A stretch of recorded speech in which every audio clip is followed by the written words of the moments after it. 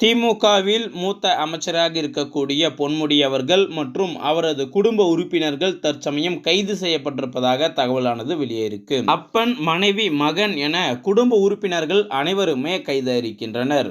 வருமானத்தை விட அதிகப்படியான சொத்து சேர்த்துள்ள வழக்கிலும் ஊழல் செய்த பணத்தை வெளிநாடுகளில் முதலீட்டாக்கியிருப்பதையும் அமலாக்கத்துறை கண்டுபிடிச்சிருக்காங்க. இதுவரை வெளிநாடுகளில் சொத்து சேர்த்துள்ளதாக 8 கோடி வரை அமலாக்கத்துறை அமைச்சர் பொன்முடி அவர்களுடைய மகன் கௌதம சிகாமணி அவர்களுடைய இடத்திலிருந்து பறிமுதல் பண்ணியிருக்காங்க.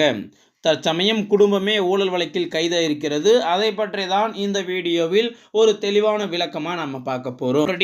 அமைச்சர் பொன்முடி அவர்கள் மற்றும் அவருடைய மனைவி அவர்களுக்கு 3 வருட சிறை தண்டனையானது உயர்நீதிமன்றம் விதித்திருக்கிறது.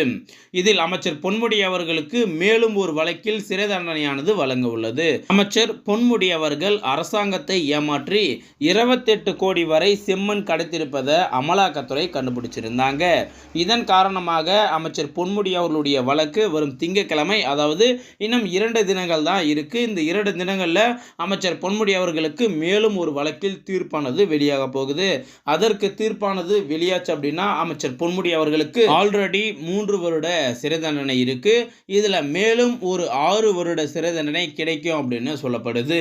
ஆக மொத்தம் அமைச்சர் பொன்முடி அவர்கள் வாழ்நாள் முழுவதும் சிறையில் அடைக்கப்படும் அபாயத்துல தான் தற்சமயம் இருக்காரு. இதில் அமைச்சர் பொன்முடி அவர்கள் மட்டும் ஈடுபடாம அவருடைய மகன் அவர்களும் ஊழல் செய்த பணத்தை இரட்டிப்பாக்குவதற்கு வெளிநாடுகளில் முதலீட்டாக்கியிருப்பதையும் கண்டுபிடிச்சிருக்காங்க. அந்த ஒரு பணத்தை கிட்டத்தட்ட 8 கோடி வரை முதலீட்டாக்கியிருப்பதையும் கண்டுபிடிச்சிருக்காங்க.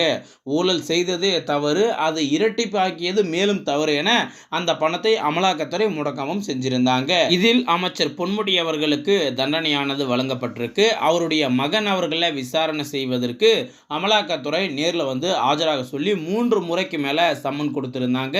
ஆனா ஒரு முறை கூட அமைச்சர் பொன்முடி அவருடைய மகன் கதிரானந்த் அவர்கள் நேரில் வந்து விசாரணைக்கு ஆஜராகல அப்படின்னு சொல்லப்படுது. இதன் காரணமாக அமலாக்கத்துறை ஒரு இறுதி எச்சரிக்கை கொடுத்திருக்காங்க.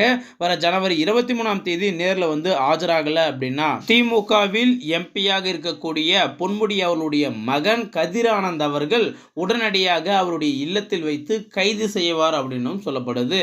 மேலும் அவருடைய எம்பி பதவியும் பறிக்கப்படும் அப்படின்னு சொல்லப்படுது. தற்சமயம் அமைச்சர் பொன்முடி அவர்களுடைய குடும்பமே ஊழல் வழக்கில் கைதாக இருப்பதை உங்களுடைய கருத்துக்களை மறக்காம கமெண்ட் பாக்ஸில் கமெண்ட் பண்ணுங்க. நன்றி, வணக்கம்.